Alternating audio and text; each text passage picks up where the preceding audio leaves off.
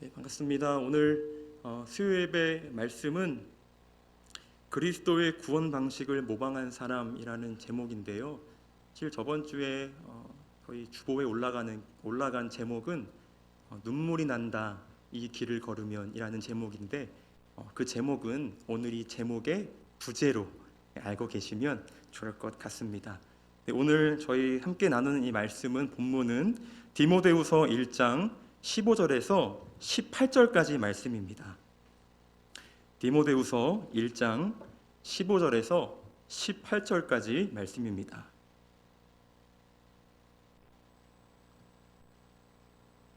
네, 본문이 좀 짧아서요. 우리 다 같이 함께 우리 교독하도록 하겠습니다. 시작. 아시아에 있는 모든 사람이 나를 버린 이 일을 내가 아나니 그 중에는 부겔로와 허모게네도 있느니라. 원하건대 주께서 오네시보로의 집에 긍휼을 베푸시옵소서. 그가 나를 자주 격려해주고 내가 사슬에 매인 것을 부끄러워하지 아니하고 로마에 있을 때에 나를 부지런히 찾아와 만났음이라. 원하건대 주께서 그로 하여금 그날의 주의 긍휼을 입게 하여 주옵소서. 또 그가 에베소에서 많이 봉사한 것을 내가 잘 아느니라. 아멘. 네, 여기까지 읽었습니다. 사랑하는 성도님 여러분, 솔직히 제가 목사 같은 느낌은 아니시죠? 네, 저도 잘 알고 있습니다. 어떤 교회에 가서 제가 어디 가면 좀 분위기가 잘 어울릴 것 같냐고 이렇게 그랬더니 미장원에 가면 잘 어울릴 것 같다고 네, 그런 이야기를 하시더라고요. 그럼 솔직한 피드백을 하시더라고요. 오늘 좀 비도 오고 또 날씨도 좀 추운데 설교다 생각하지 마시고 머리하러 왔다 생각하시면서 함께 우리 예배 안에 나아갔으면 좋겠습니다. 동화 작가로 활동했던 시인 고 정채봉님은 그의 시 만남에서 만남의 종류 5가지를 소개합니다. 제가 읽어드리겠습니다. 가장 잘못된 만남은 생선과 같은 만남이다. 만날수록 비린내가 묻어오니까. 가장 조심해야 할 만남은 꽃송이 같은 만남이다.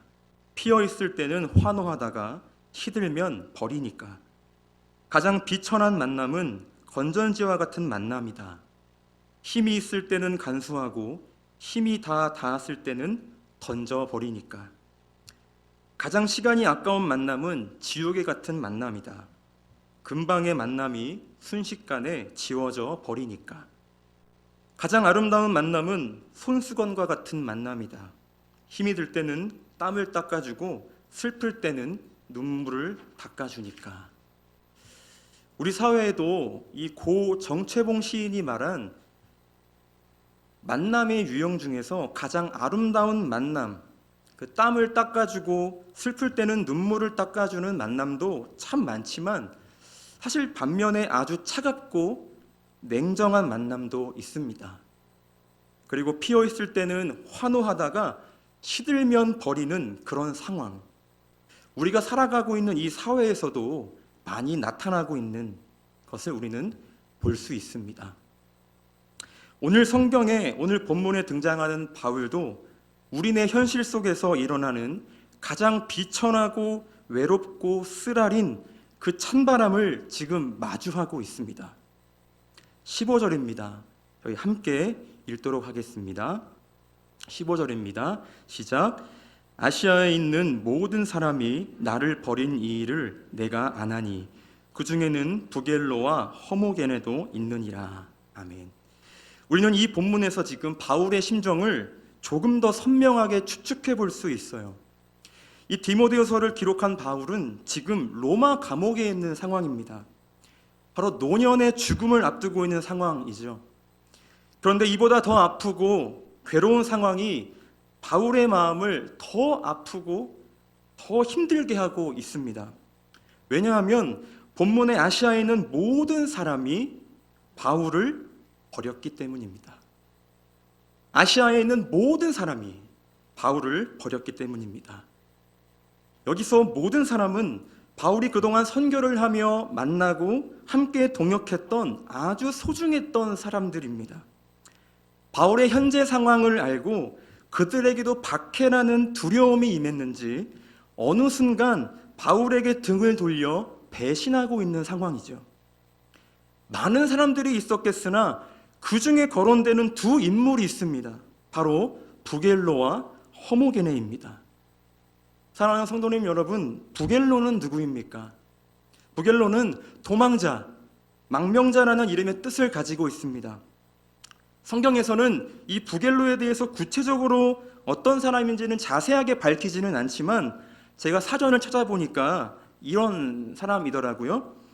소아시아 기독교 지도자 중 한 사람이라고 이야기합니다. 그는 당시 바울의 감옥에 있었던 바울을 떠났던 사람이다라고 이야기합니다. 그리고 허모게네는 누구입니까? 허모게네는 헤르메스 신에게서 난 자라는 이름의 뜻을 가지고 있습니다. 이도 역시 성경에서는 구체적으로 설명하고 있지는 않지만 사전을 찾아보니까 로마 제국 내 아시아 출신이라고 이야기합니다.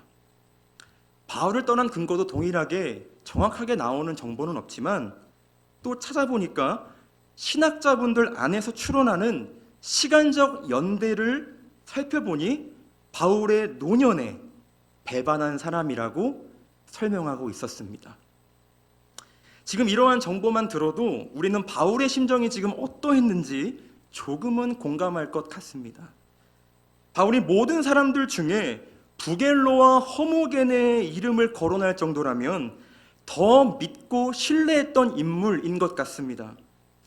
현재 바울의 마음은 너무나 무겁고 무너질 대로 무너졌고 심장 한 구석을 칼로 도려낸 듯한 그런 아픔이 있었을 것입니다. 그렇게 매섭고 차가운 겨울과 같은 바람이 불어올 때 바울은 다른 인물을 대조하며 설명합니다. 16절 말씀입니다. 함께 읽겠습니다. 시작. 원하건대 주께서 오네시보로의 집에 긍휼을 베푸시옵소서. 그가 나를 자주 격려해 주고 내가 사슬에 매인 것을 부끄러워하지 아니하고. 네. 오네시보로는 에베소 사람입니다.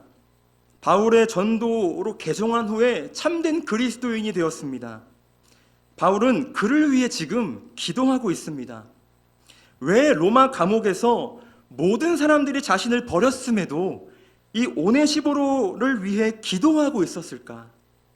힘이 빠지고 절망적인 상황에 놓인 이 바울이 어떻게 다시 힘을 내어서 오네시보로를 위해 기도할 수 있었을까? 본문에 보니까 정답은 있었습니다.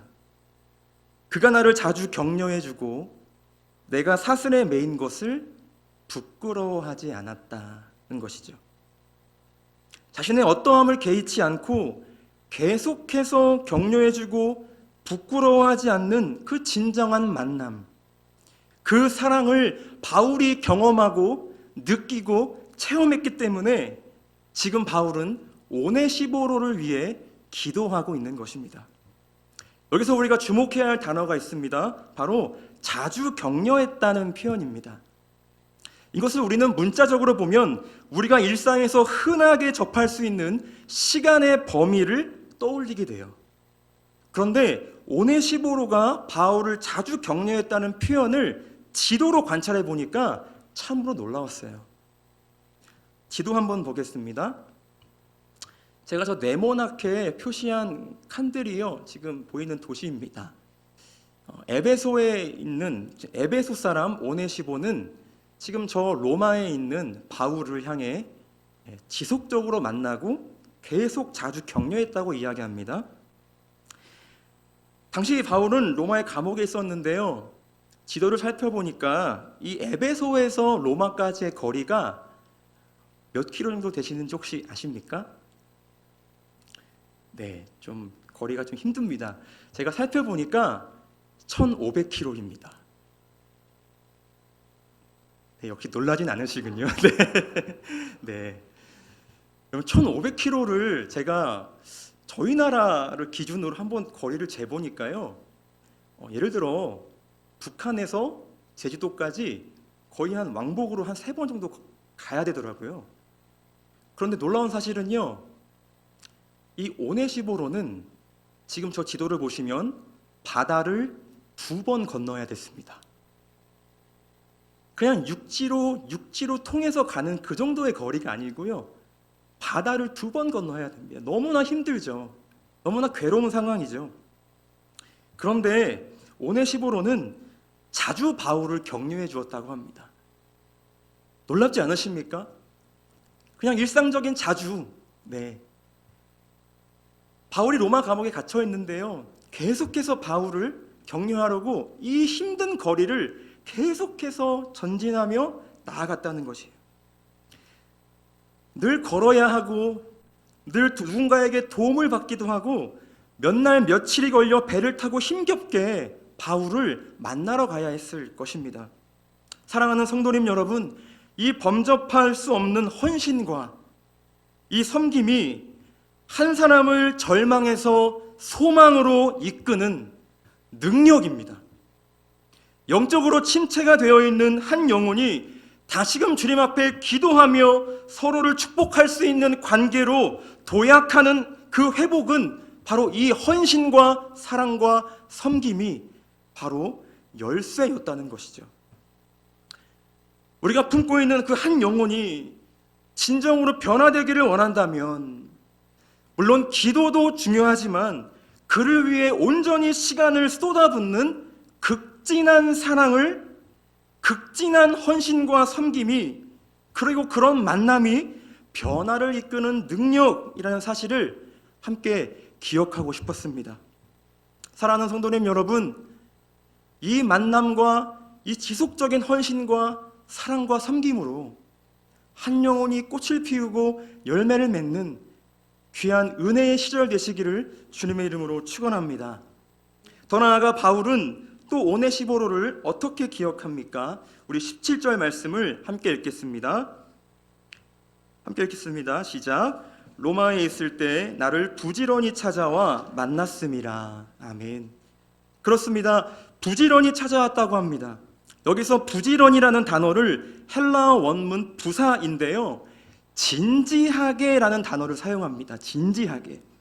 그러니까 해석을 해보니까 나를 부지런히가 아니고 나를 진지하게 찾아와 만났습니다. 바울과 오네시보로의 만남은 형식적인 만남이 아니었습니다. 기브앤테이크도 아니었습니다. 자신의 목적을 위해 만남을 가진 것도 아니었습니다. 서로의 체면을 위한 만남도 아니었습니다. 그렇다면 이것은 어떠한 만남이었을까요?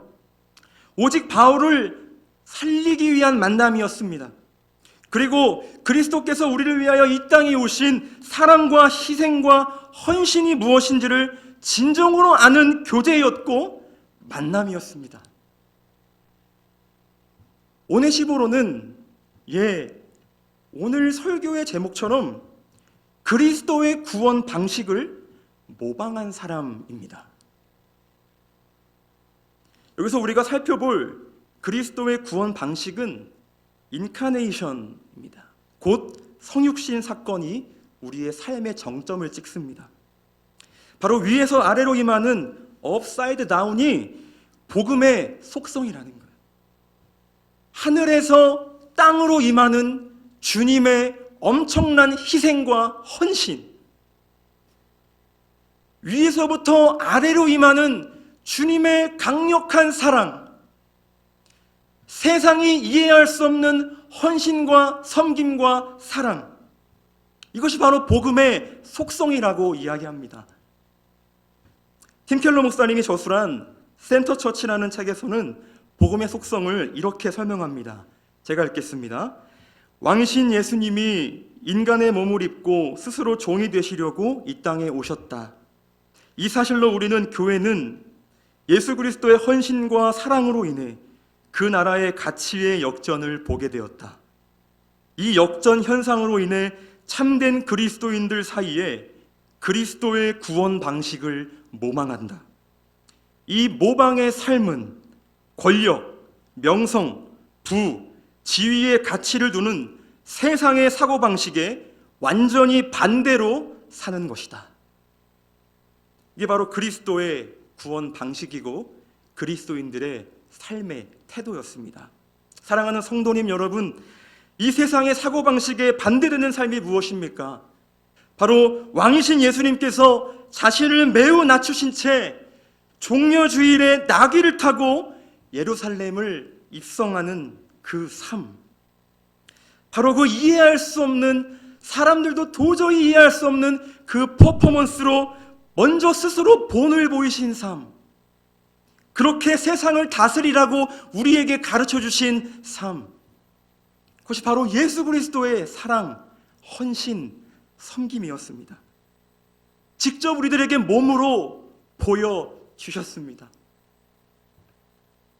그러면 우리는 계속해서 이 사실을 안다면 세상의 가치관과 세상이 흘러가는 그 흐름에 우리의 몸을 맡기는 것이 아니라 오히려 저항하여 새로운 종류의 섬김의 공동체를 창조하는 일, 그것이 바로 그리스도의 본이 되는 예수님의 제자로서의 삶을 살아가는 유일한 우리 그리스도인들의 방식, 세상이 이해할 수 없는 섬김 공동체를 창조하는 우리의 가정, 우리의 교회, 우리의 삶, 그런 삶을 창조하면서 걸어가시기를 주님의 이름으로 축복합니다.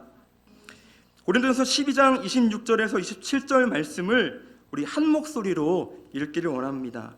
함께 읽겠습니다. 시작. 만일 한 지체가 고통을 받으면 모든 지체가 함께 고통을 받고 한 지체가 영광을 얻으면 모든 지체가 함께 즐거워하느니라. 너희는 그리스도의 몸이요 지체의 각 부분이라. 아멘. 기독교는, 크리스천은 자기중심성을 내려놓고 타인을 위한 삶으로 변형되어야 합니다. 한 지체가 고통을 받으면 우리 모두가 아픈 것입니다. 한 지체가 영광을 얻으면 모든 지체가 함께 즐거워하는 것, 이것이 그리스도 안에 있는 우리요, 우리의 정체성이요, 본질입니다. 한 가지 저의 예화를 좀 들겠습니다. 저는 이렇게 설교하고 있는 것이 기적입니다. 제가 서도 이렇게 말씀드리는 이유는 저는 어렸을 때 언어장애를 겪었습니다. 믿어지지 않으시죠? 네. 언어장애가 있었습니다. 언어장애가 생긴 이유는 부모님께서 제가 어렸을 때 한번 크게 싸우신 적이 있었어요. 근데 그 싸움의 정도가 그냥 일반적으로 말싸움 정도가 아니셨고요. 죄송하지만 거의 생명을 잃을 정도로 그렇게 두 분이 부부싸움을 하셨습니다. 어렸을 때 힘이 없던 저는 그 사실을 그저 묵묵하게 지켜보아야만 했어요. 그 충격으로 인해서 저는 대인기피증이 생겼고 심지어 그 자리에서 언어를 잃어버리게 되었습니다. 그래서 그 초등학교 때, 그 중학교 때, 고등학교 때, 심지어 대학 20살, 21살까지 남들 앞에서 얘기도 못하고 어른들이 있거나 친구가 아닌 이상은 다 피해 다녔습니다. 왜냐하면 말 시키면 말을 못하기 때문입니다. 너 바보야? 이런 소리 들을까 봐 도망 다녔습니다. 그래서 저는 해결책은 바로 야구라는 종목을 택했었습니다. 어렸을 때. 왜냐하면 언어가 안 되니까 운동이라도 해서 성공이나 하자. 그렇게 해서 어렸을 때부터 저는 야구 선수로 꿈을 키우며 살았습니다. 그런데 대학에 가서 야구 잘했거든요. 네. 이런 얘기하면 좀 그렇지만 류현진 선수 아시죠? 네, 류현진 선수가 제 중학교 후배입니다. 네. 같이 정말 열심히 운동했던 그런 시절이 있었는데 좋은 대학교를 갔습니다. 그런데 그 뜻밖의 제가 어깨 부상을 당하게 됐어요. 그래서 대학 생활을 끝내게 되었던 거죠. 그 순간 20살이고 21살인 저는 너무나 큰 방황에 시달렸습니다. 할 줄 아는 건 야구밖에 없었고, 할 줄 아는 건 몸으로밖에 하는 거 없었고, 어디 가서 말로 하는 것 상상을 못했습니다. 그런데 그 꿈이 좌절되니까 너무나 낙심이 되고 다 포기하고 싶었습니다. 그런 상황을 전전긍긍하며 살다가 제 친구로 인해서 저는 교회에 처음 가게 됐어요. 한 번, 두 번, 세 번, 네 번. 예수님이 누군지, 하나님이 누군지, 기도가 뭔지, 예배도 뭔지 잘 몰랐습니다. 그저 친구 따라 뭔가 해결책이 있겠지 하고 갔습니다. 근데 그 청년부에서 어떤 한 집사님을 만났습니다. 청년부 부장님이셨습니다. 그 부장님이 저의 상황을 아시고 저를 지속적으로 케어해 주셨습니다. 운동선수의 삶은 굉장히 엄격합니다.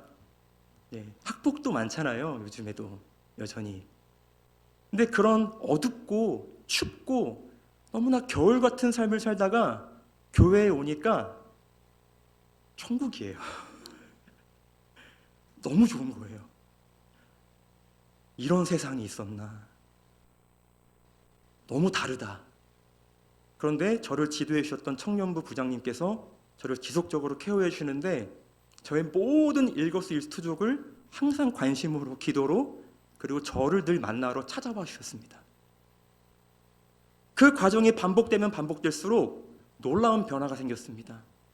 언어가 뚫린 것이 아니고요, 풀어진 것이 아니라 마음에서부터 요동이 생깁니다. 포기하고 싶었고, 다 나를 떠난 것 같고, 다 나를 배신한 것 같고, 나는 소망이 없는 것 같았는데 어느 순간 내 마음에 자존감이 생기는 거예요. 아, 뭔가 해볼 수 있겠구나. 나도 이렇게 주님 앞에 나아갈 수 있겠구나. 뭔가 하나님께서 나를 위해서 뭔가 준비하고 계신 게 뭔가 있겠구나. 그런 과정이 계속 지속되면 지속될수록 자존감이 생기고 너무나 즐거웠습니다. 그러면서 점점 교회에서 일도 맡게 되고 봉사도 하게 되면서 점점 신앙은 잘하게 됐어요.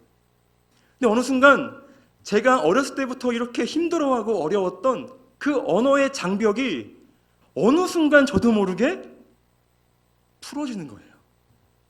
저는 이것이 평생 저의 고백이고 간증입니다. 이 고백으로 말미암아 저는 이 자리에 선 것도 은혜이고, 그 시절에 하나님의 은혜로 말미암아 지금 이렇게 목사가 된 것도 하나님의 은혜입니다. 제 친구들은 저한테 이렇게 이야기합니다. 나는 너가 목사님 되는 것이 아직도 믿기지가 않다. 그런데 너가 목사가 된 것을 보니 그 친구는 믿지 않지만 하나님이 있는 것 같다라고 그렇게 서로 나누기도 합니다.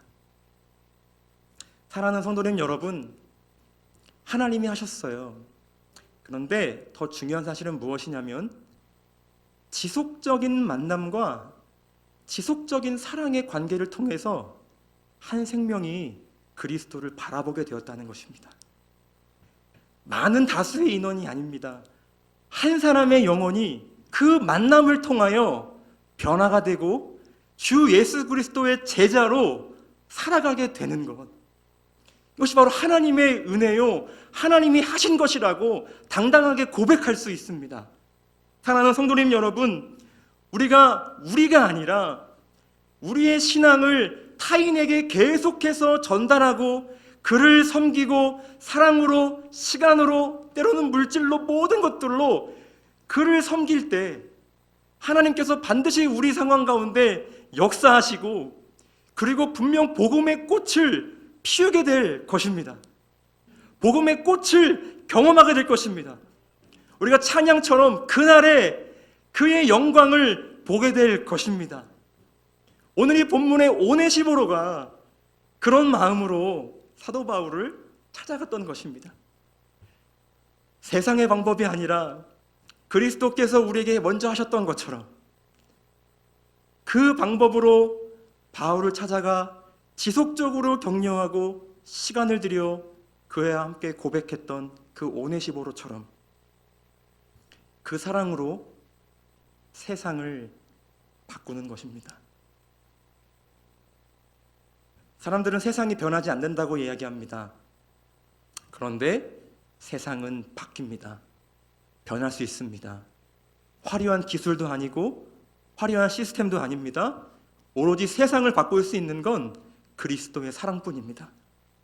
그 사랑이 충만할 때 영혼은 아는 것입니다. 그 사랑이 충만할 때 그의 한 영혼, 두 영혼 모든 백성들은 아는 것입니다. 그래서 주님만 바라볼 수 있게 하는 그 작용이 생기는 것이죠. 사랑하는 성도님 여러분, 그 사랑이 충만한 여러분들의 일상과 모든 인생의 시절 되시기를 주님의 이름으로 축복합니다. 예전에 오늘리 교회 담임 목사님으로 사역하셨던 고 하영주 목사님께서 사랑에 대한 이야기를 많이 하셨어요. 기억에 남는 정의를 제 핸드폰 노트에 적었었는데 그걸 제가 설교 준비하면서 발견하게 되었거든요. 제가 사랑에 대한 정의를 한번 나누었으면 좋겠습니다. 사랑이란 마음이 넓고 위대하고 성자 같은 사람들만이 할 수 있는 것이 아닙니다. 실수 많고 부족하고 시기와 질투가 가득한 사람도 사랑할 수 있습니다.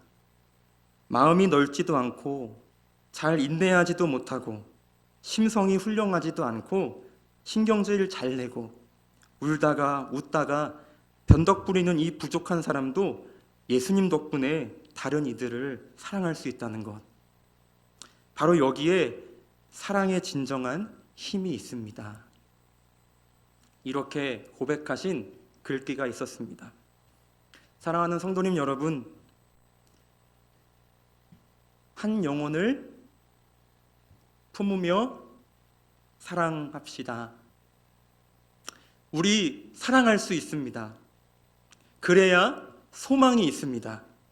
그래야 세상이 변합니다.